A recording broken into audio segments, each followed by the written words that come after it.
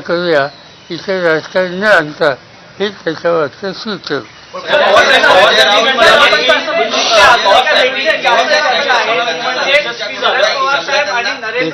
संमेलन यशस्वी झालं, पण नीलम गोऱ्हेंनी जी विधानं केली त्यामुळे गालबोट लागलं असं म्हणता येईल.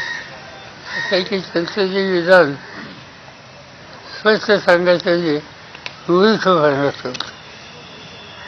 त्याच्यापेक्षा जास्त काही बोलायची आवश्यकता. संजय राऊतांचं असं एक म्हणणं होतं की नीलम गोऱ्हेंना 50 लाख रुपये दिलेले आहेत. तुम्ही या संदर्भात काही अध्यक्षांसोबत तुमचं बोलणं झालं का की त्यांना 50 लाख रुपये दिलं करण्यात आलं?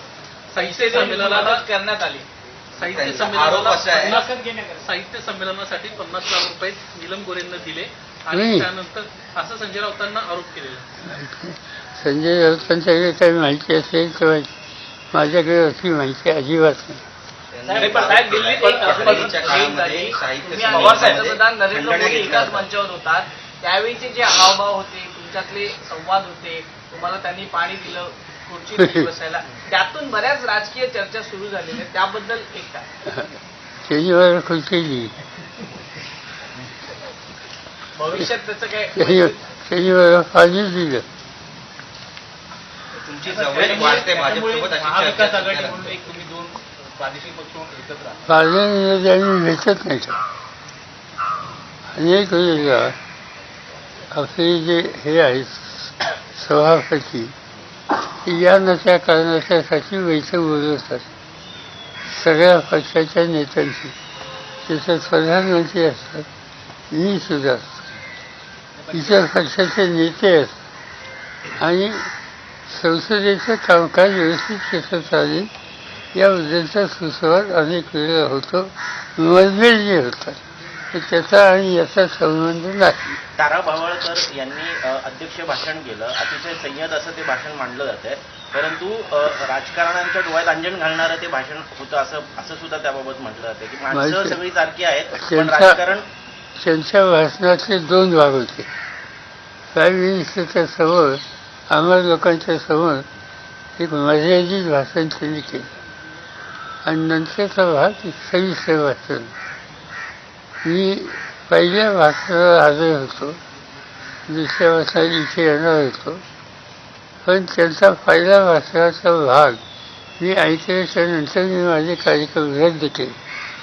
ते अतिशय चांगले बोलले आणि त्यामुळे त्यांचा जो सेकंड भाग होता तो संपेपर्यंत मी सदनाचा हल्लोच नाही आणि ते व्यासपीठावर खाली. त्यांचे अतिशय चांगले बोलल्या, त्यांनी एक दिशा दिली. मला असं वाटतं की या क्षेत्रातल्या जाणकारांनी त्याची नोंद घ्यावी. आपल्या मित्रपक्षांनीही त्याची नोंद घेतली पाहिजे असं आपल्याला वाटतं. संजय राऊत यांनी मित्र पक्षाचा विकास सांगा. पंतप्रधान पदासाठी उल्लेख केला पण नरेंद्र मोदींचं थेट नाव घेणे त्यांनी टाळलं. तारा भावळकर मी सांगितलं त्यांचं भाषण अतिशय उत्तम होतं. आम्हाला त्यांची ही सवय भूमिका बसली.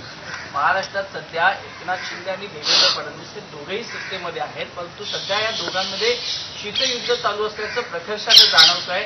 काही शिंदेंनी ज्या प्रकल्प घेतले होते, काही योजना घेतल्या होत्या, त्यावर चौकशी लावण्याचं काम हे देवेंद्र फडणवीसांकडून करण्यात येत आहे. त्यामुळे बऱ्याच उलट्या सुलट्या चर्चा सुरू आहेत. असं की आम्हाला फारशी माहिती नाही. तुमच्याकडे माहिती असेल ती आम्हाला द्या, आम्हाला त्याचा उपयोग होईल. तो कसा उपयोग करून घ्यायचा हे आमचं कौशल्य तुम्ही काही देईल बघा. पण हे महाराष्ट्रासाठी कितपत चांगलेच आहे? महाराष्ट्राच्या जनतेसाठी सरकारच आपापसात भांडत आहे. चांगलं आहे ना. त्याचे प्रेमाने सगळ्यांना घेऊन त्यांची सरकार चालवावं ही त्यांची भूमिका असेल, आमची नाही.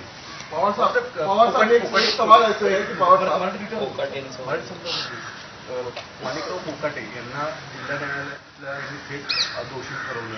आज काय झालं? आज अजूनही त्यामध्ये नागरिक आले. आज होते, आज तारीख होती पण अजून सुनावणी सुरू सुरू.